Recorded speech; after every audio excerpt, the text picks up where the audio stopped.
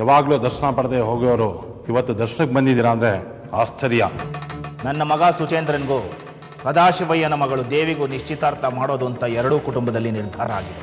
ನಿಮ್ಗೇನ್ ಬಂದಿರೋದು? ಪ್ರಪಂಚದಲ್ಲಿ ಬೇರೆ ಹುಡುಗಿನೇ ಇಲ್ವಾ? ಮೊದಲು ನನಗೂ ಹಾಗೆ ಅನ್ಸೋದು ತಂತ್ರಿಗಳೇ. ಆದರೆ ಮಕ್ಕಳ ವಿಚಾರದಲ್ಲಿ ಬಾಗೋದು ತಪ್ಪಲ್ಲ. ನಾನು ಹುಡುಕೊಡ್ತೀನಿ ದೇವಿಗಿನ್ನ ಒಳ್ಳೆ ಹುಡುಗಿನ. ದೇವಿ ಬೇಡ, ದೇವಿ ಅವರಪ್ಪ ವಕ್ರ. ಮದುವೆ ಆಗ್ತಿರೋದು ನಾನಲ್ಲ, ನನ್ನ ಮಗ ಸುಚೇಂದ್ರ.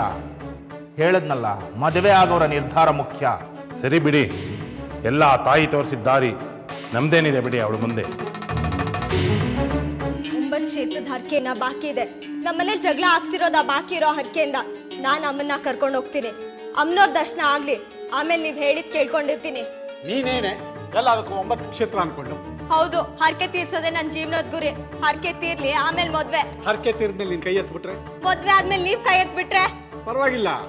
ಇತ್ತೀಚೆಗೆ ನಾಲ್ಗೆಗೆ ಚೆನ್ನಾಗಿ ವ್ಯಾಯಾಮ ಕೊಡ್ತಿದೀಯ ನೀನು. ಅಯ್ಯ ತಗಿ, ಹರಕೆ ಬೇಡ, ವಾಪಸ್ ತಗೊಂಡಿದ್ದೀನಿ ಹರಕೆ ಅಂತ ಹೇಳ್ಬಿಡು ಅಮ್ಮನವ್ರಿಗೆ. ಅಮ್ಮನವ್ರು ತುಂಬಾ ಕಾಸ್ಟ್ಲಿ, ಖರ್ಚಾಗುತ್ತೆ, ಲಾಸ್. ಯಾಕೆ ಮಾತಾಡ್ತೀರಾ? ಮದ್ವೆಗಿಂತ ಹರಕೆ ತೀರ್ಸೋದು ಒಳ್ಳೆ ಕೆಲಸ ಅಲ್ವಾ? ಅಮ್ಮ ಮಗಳು ಆರಾಮಾಗಿರಿ. ಕೋಪ ಜಾಸ್ತಿ ಆದ್ರೆ BP ಮಾತ್ರೆ ತಗೊಳ್ಳಿ, ಅಲ್ಲಿದೆ. ಮಲಗಿರ್ತೀನಿ, ಊಟ ಕೆಪ್ಸಿ.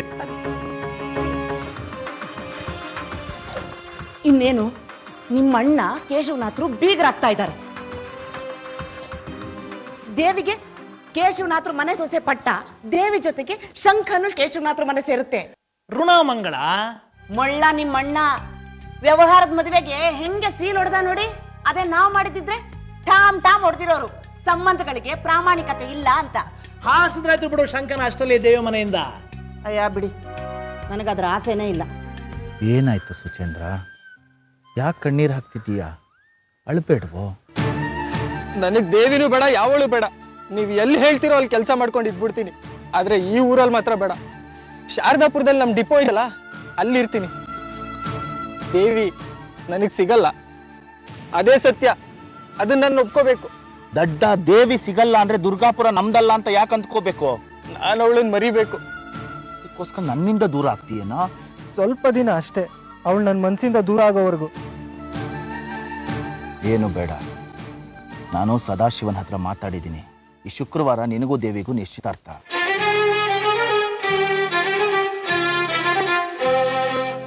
ಹೋಗಿ ಪಲ್ಲಕ್ಕಿ ಉತ್ಸವಕ್ಕೆ ಸಿದ್ಧತೆಗಳನ್ನ ಮಾಡ್ಕೊ. ಸದಾಶಿವನ ಮನೆಗೆ ಆಮಂತ್ರಣ ಕೊಟ್ಟು ಬಾ. ಅವನ ಮನೆಯವರೆಲ್ಲರೂ ಹಾಜರಿರ್ಬೇಕು ಪಲ್ಲಕ್ಕಿ ಉತ್ಸವದ ದಿನ. ಸರಿದಾನೆ. ನಿಮ್ಮ ಅಪ್ಪ ಏನಾದ್ರೂ ಹೊಸ ಕಾರ್ ಕೊಡ್ಸಿದ್ರ? ನಮ್ಮಪ್ಪ ನನಗ್ ಬದುಕು ಕೊಡ್ತಾ ಇದಾರೆ, ಅದೇ ಇವತ್ತಿನ ಸಂತೋಷ. ಅಂದ್ರೆ ನನಗೂ ದೇವಿಗೂ ಮದ್ವೆ ಕಣೋ. ಅಪ್ಪ ನನಗೋಸ್ಕರ ಹಠ ಮರ್ತು ದೇವಿ ಮನೆಗೆ ಹೋಗಿ ಸದಾಶಿವ ಮಾವನ ಹತ್ರ ಹೆಣ್ ಕೇಳಿದಾರೆ. ಅದಕ್ಕೆ ಸದಾಶಿವ ಮಾವ ಮದ್ವೆಗೇನು ಅಭ್ಯಂತರ ಇಲ್ಲ ಅಂತ ಹೇಳಿದಾರೆ. ನಾಳಿದ ನಿಶ್ಚಿತಾರ್ಥ. ದೇವಿಗೆ ಒಪ್ಪಿಗೆ ಇದೆಯಂತ? Line clear. ದೇವಿಗೆ ನಮ್ ವಿಚಾರದಲ್ಲಿ ಇದ್ದಿದ್ ಒಂದೇ ಒಂದು ಅನುಮಾನ, ದೊಡ್ಡವರು ಈ ವಿಚಾರಕ್ಕೆ ಒಪ್ತಾರೋ ಇಲ್ವೋ ಅಂತ. ಆದ್ರೆ ದೊಡ್ಡವ್ರು ಒಪ್ಪಾಯ್ತು. ದೇವಿಗೆ ಸ್ವರ್ಗ ಸಿಕ್ಕಿದ್ ಸಂಭ್ರಮ ಮನ್ಸಲ್ಲಿ. ಹೌದಾ? ನಿನಗೆ ಯಾಕೋ ಅನುಮಾನ? ನಿಜ ಕಣೋ, ಕನ್ಸಲ್ಲ ಇದು. ಏನೇ ಉಪ್ಪಲ್ಲ, ಏನು ಉತ್ಸವ? ಒಂಥರ ಜಾತ್ರೆ ಟೈಪು. ಸಂಜೆ ಅಮ್ಮನವ್ರ ಮೆರವಣಿಗೆ, 3 ಊರಿಗೆ ಅನ್ನ ಸಂತರ್ಪಣೆ ಇರುತ್ತೆ. 25 ವರ್ಷಗಳ ಕೆಳಗಾಗಿತ್ತು. ಪಲ್ಲಕ್ಕಿಯಿಂದ ಹೆಜ್ಜೆ ಹಾಕಿದ್ರೆ ಒಂದು ಹೋಮ ಮಾಡಿದಷ್ಟು ಪುಣ್ಯ ಬರುತ್ತಂತೆ. ಅಷ್ಟು ಪವರು ಈ ಪಲ್ಲಕ್ಕಿ ಉತ್ಸವಕ್ಕೆ. ನೀನು, ನಿನ್ನ ಹೆಂಡತಿ, ನಿನ್ನ ಮಗಳು ಕೈ ಹಿಡ್ಕೊಂಡು ಪಲ್ಲಕ್ಕಿ ಹಿಂದೆ ಹೋಗಿ 3 ಜನ್ಮಕ್ಕಾಗೋಷ್ಟು ಪುಣ್ಯ ನಿಮ್ಗೆ ಬರಲಿ. ಅಯ್ಯ, ನೀ ಬರ್ಬೇಕಪ್ಪ. ನಾವು ಬರಲ್ಲ. ಕೇಶವನಾಥ ಪ್ರಭುಗಳು ಹೇಳಿದ್ದಾರೆ. ಪ್ರಭುಗಳು ಯಾರಿಗೆ? ನನಗೆ. ನೀನ್ ಯಾರು? ನಾನು ಅವ್ರ ಸೇವಕ. ಚಾಮರ. ಅವ್ರ ಮನೆಯಲ್ಲಿ ಡಿಪೋನಲ್ಲಿ ಕೆಲಸ ಮಾಡೋರು. ನಾನೇ ನಿಮ್ ಡಿಪೋ ಕ್ಲರ್ಕ. ನಾಳೆ ಆಯ್ತು ಪೂಜೆ, ಸ್ನಾನ ಮಾಡ್ಕೊಂಡು ಬಂದ್ಬಿಡಿ, ಹೊಸ ಪ್ಯಾಂಟು ಶರ್ಟು ಸ್ವೀಟು ಕೊಡ್ತೀವಿ ಅಂತ ಹೇಳೋದಕ್ಕೆ. ಹಾಗಲ್ಲ ಸದಾಶಿವಯ್ಯ. ಹೆಸರಿಡದ್ ಕರಿಬೇಡ, ಹಲ್ಲು ಉದುರಿಸ್ಬಿಡ್ತೀನಿ. ಮರ ಕಡಿಯವರೆಲ್ಲ ನಮಗ್ ಬಂದು ಆದೇಶ ಕೊಡೋಂಗಾಗೋಯ್ತು.